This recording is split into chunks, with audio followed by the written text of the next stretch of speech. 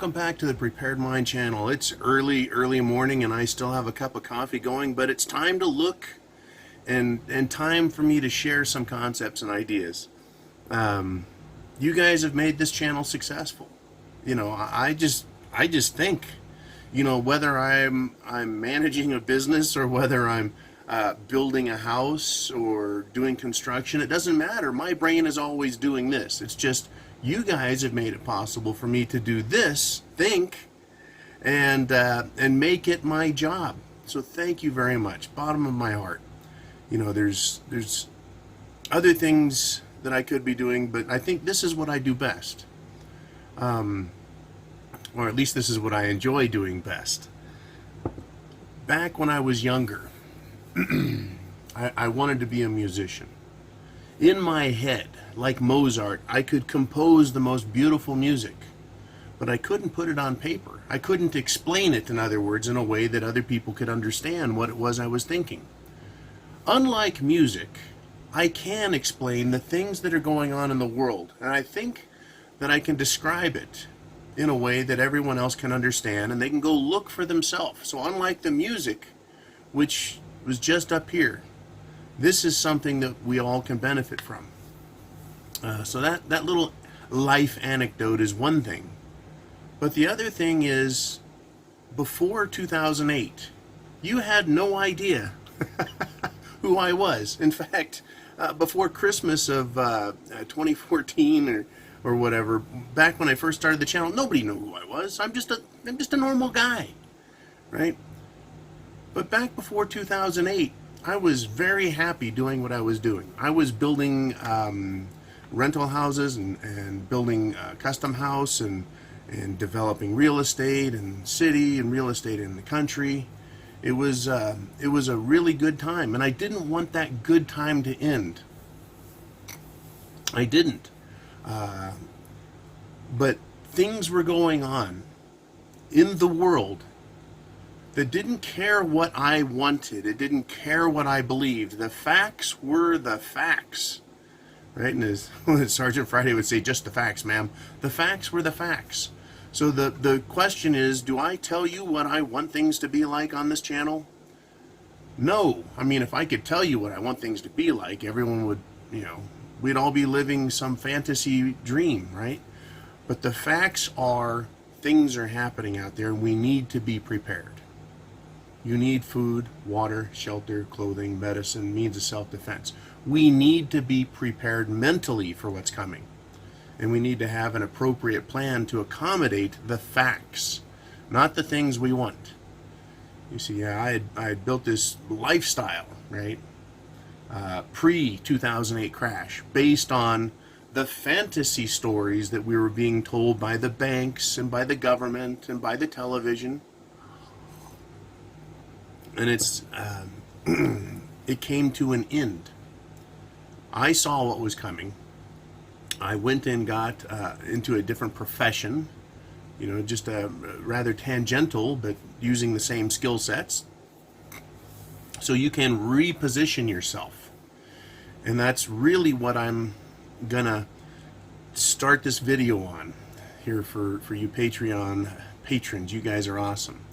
The big question is, you know, I saw it coming last time, and I repositioned myself so that I could continue to, you could say, survive, you could say thrive, exist, you know, pay the bills, in other words. So, I've got some news stories to cover the topics that I just brought up in the introductory phase of this presentation.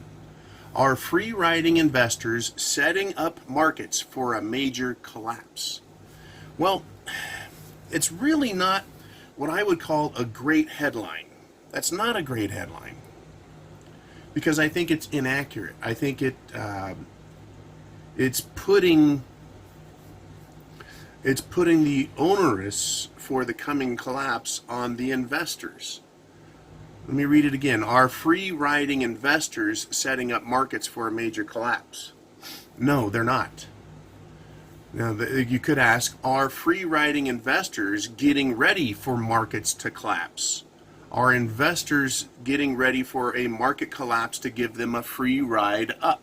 That's how I would phrase the question, because that is what is going on. The market crashing, I've been talking about it since '08, right? And then they did the quantitative easing. I thought, okay, they're just putting it off, right? They're not healing anything. They didn't change anything. They didn't correct anything. They're just putting off the inevitable. And it got to a point where I started doing videos. I'm like, it's inevitable, right? And that was years ago. But the inevitability of the problem has come along. Now, how inevitable? How close are we to it? Michael Pinto now is saying publicly that he is recommending and he is holding 20% of his assets in gold physical, not in paper gold, but gold physical, meaning he's now set for the ride down, right? His other 80%, whatever he's doing, but he's holding physical gold. Now that's his insurance policy. It's crash insurance, right? Your car insurance, it isn't sunny day insurance. It's not gas price insurance. It's crash and accident insurance. Being a prepper, me and you, being a prepper is crash insurance.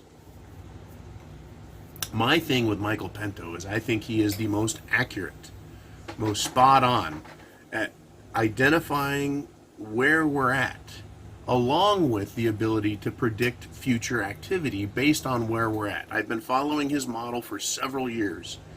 And at first I didn't want to believe it because I didn't think he was going fast enough. And now it appears he's going too fast. It's like, Mike, you're ahead. Everyone else is saying everything's fine, but it's not. So back to the article. Are free riding investors setting up markets for a major collapse? Let's just go with the premise of yes.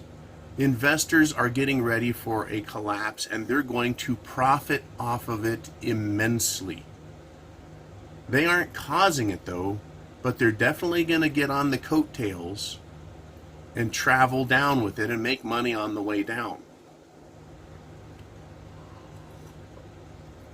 Now, if 80 or 90 or 95% even of all the trading is done by computers, well, that 20 to 10 to 5% of traders that have some access to a computer that can affect the computer somewhat, okay, yeah, they're gonna participate in it, but the computers are the ones that are gonna, cause the ride down. They'll make money on the way down as fast as they made it on the way up, actually faster. But what has caused this, right? Who set this up? This was set up years ago by the Federal Reserve. They are at the heart and root of the problem. We can go back into early American history, early United States of America history. We can go back to President Andrew Jackson. I know a lot of people have a problem with some of his military conquistador shit, but I don't give a crap. I'm talking about money in our economy, which is the lifeblood of a nation because money makes the world go around. He said the bank is a den of vipers, and he sought out to destroy them, and he did. Right? For that reason, I think he's a great president. That portion of his life, very commendable. Right? You go back prior to that in American history, and what do we have? You have Hamilton and Burr fighting a duel to the death. That one did go to the death. It wasn't just a gentlemanly honor thing. It went to the death over banking.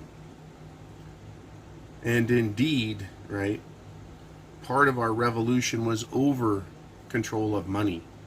It was also over control of a lot of other things, and I'll get to that in other videos because I think a lot of people do not understand the role that militarized control of the people plays in how a tyranny rolls out into a paradigm shift as far as government is concerned. That's a developing theory of mine, and I will share it with you eventually here. But the bank is a huge issue. And banks have always been a huge issue. If you want to go back into the Bible, trading and usury, which is banking, was discussed. And it was considered very negative, right? So the banks have caused this by manipulating the value of our currency. When it was based on gold and silver, it was very consistent, very uniform, right? And it kept that part simple. Value of a loaf of bread is, a quarter. It's a quarter of a dollar. It's a quarter ounce of silver. And if that's the value of bread, then bread will always be that, and there's nothing to question, nothing to worry about. All the government had to do was help manage maybe interest rates, right? Do what they could to influence employment, but the value of money took care of itself because it was based on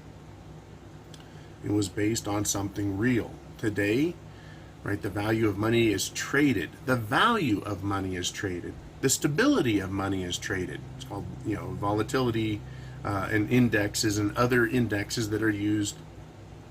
And it goes left, it goes right, it goes up, it goes down. And people make money on that. Well, how can you make money off of something if your activity doesn't produce wealth, right? When I built houses, I took a pile of sticks and made a house. That made it much more valuable than just a pile of sticks, right? And before they were sticks, they were trees. And trees, they have great value. But milled or refined, right? It's a refined product.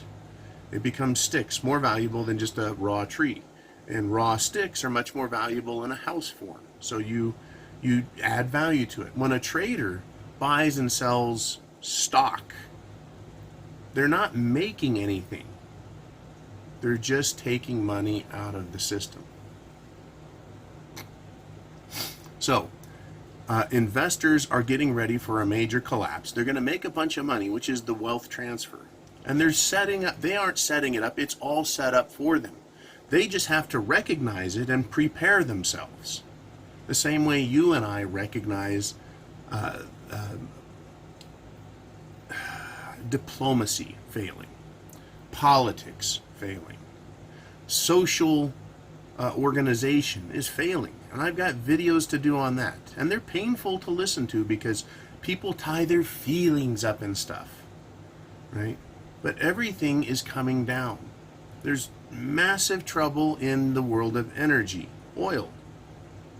We have massive problems with the poor, the middle class, and the wealthy. I'm not talking about the guy that makes $200,000 a year. I'm talking about the one percenters, right? Because that's really all there is left to speak of. We're setting up for a major collapse. It's coming. This is the big alarm bell. And I've been ringing the bell for a while, but we're getting to the point, right? And I use Pinto as an example. He's been waiting for it also. So, and he has now put himself in the insurance position.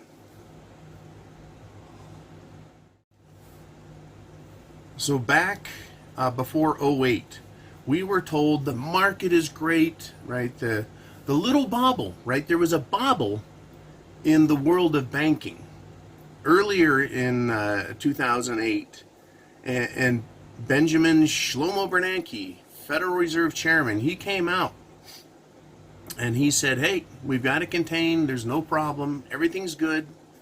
And lo and behold, right, it crashed.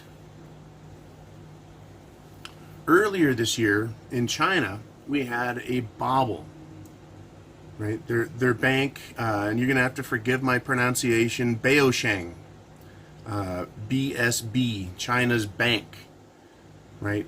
They had like we had Bear Stearns, and then we had the Lehman event, right? We had some banking shaking, earthquakes going on, and then they fell. And so we have this Bear Stearns and Lehman are the big ones, and Goldman Sachs came up as a huge name, and Citibank, and we lost Washington Mutual, and we had all of this banking problem, banking crisis. But it wasn't banks like, hey, someone drilled a hole in it and all the money went out the bottom. That's not how it happens. It's bad investing, ridiculous investing, free riding, freeloading, thieving bankers drain the system. And finance banks investment banks, all sorts of banking that does trading internationally, they all contribute to the problem. This year, we've already had Beosheng Bank had to be bought out, bailed out by the Chinese government. And everyone went, thank you, China, right? Because all of the banks, literally international, are tied together. Now, China may be tied a little less tightly than the U.S. is to Europe, but we're still tied because it's not just banking. It's all, it's not just banking, it's all international commerce. It's all tied together. The banking, the investing, the trading, right? It's all tied together now. So what is going on with China? Well, they didn't solve their problem. They really didn't. Everyone would like to believe that China's not a big deal and it got solved, but it didn't. They have another bank that's right on the edge. They're about to have their layman event and they're trying to put it off. Right, Bank of Jinzhou, right? They are now almost crashing, right? They've got $100 billion in assets and they're crashing. They're going to have a layman event. They're going to continue to have these problems. The People's Bank of China, right, which is the government, that's their Federal Reserve, say. They're going to try and continue to hold it up. But we're getting back to where we were 2005, 6, 7, 8, as I was developing and then feeling pressure and then going, uh-oh, right? It's getting really tight now. I've been feeling the same thing since 2014, 15, 16, 17, 18, and here we are in 19, right? I've been feeling that pressure coming up. And I guess maybe like having allergies. Over time, you start to recognize the symptoms earlier. You start to feel the symptoms earlier. As a result, I can sense this a lot earlier, and it's coming, and it's right here. So the investors are set up, not to destroy everything, but to profit off of everyone else's destruction. And the banks are about to collapse in China. We also know, and we've been hearing all about Deutsche Bank and Commerzbank, and another bank the other day, the Unicredit, or I don't think it was Uniswiss, but it was Unis something, right? Another European bank. And pardon me for not having the name on the tip of my tongue. I need some more coffee there. European banking is continuing to show its weakness. You know, we're right there with China. We're right there with Europe. In the United States, we're not well off. Everything we have, just like 2008, is being hidden, and we're supposed to believe that everything is good. Everything is just fine. Durable goods tumble year over year despite the June rebound. What are they telling us? After May's unexpected plunge, U.S. durable goods orders were expected to rebound modestly. But instead, thanks to huge downward revision, durable goods, right, was the weakest in 3 years on a year-on-year basis. Now, here's the deal. They expect and hope things will get better. They tell us it's going to get better. Then they have numbers, then they revise them. They give us fake numbers and then they revise them down to the truth, or they give us really low numbers and go, see, everything's great, and then they revise them later up and show all the trouble we're in. We're continuing to get these reports. What's important to note for us is that being prepared is the place to be. Understanding, right, where we're at, where we're going, and being fully prepared for it is critical at this point. I think we are in the critical stage. I really do. I feel very calm about it, which is a signal to me. It's not an emotional reaction I'm having. And I'm not screaming and yelling here. I think people need to be prepared. We're seeing all of the signs and indicators, not just economically or financially, but in all sectors. And as I've explained in the past, if you don't have any money in Wall Street or in the banks, this still affects you because your boss, your employer, the corporation, whether it's a minor or a major corporation. It plays according to these numbers. How can it get money? Where is its money, and what is the economy doing? That affects us as mere employees, right? So I'm hearing a screeching orchestra, out of tune, coming apart at the seams. The conductor is facing the audience, telling the audience what to sing instead of, right, trying to get the music to sound right. I'm going into you know, a symphonious analogy, but I'm playing back to where in my head I can create beautiful music, right? But I can't speak the music, but I can see what's going on with an economy and with politics and with the social system. I can see history. And to me, it can be musical, or it can sound like a cacophony of troglodyte, moronic monkeys beating and blowing on instruments. And it's not music. It sounds like a train wreck. It sounds like a crash. And the information that's out here, the information we're getting is telling us a crash is coming. And it's going to encompass all fields of life. Now, how bad is it? How far does it fall, and how fast? Of course, we're hoping for minimal fall, minimal speed, and the safest crash, right? If you've got a crash, let's do it slowly, right, and go off into the weeds. Don't hit a tree at 100 miles an hour. That's the idea. We don't know what it's going to be. I'm anticipating a shit it's the fan light, but that doesn't mean we're not going to be in a gunfight. Protecting your dear life in your family and your group. That's a very, very, very real possibility, regardless of whether it's a soft shit it's the fan or not.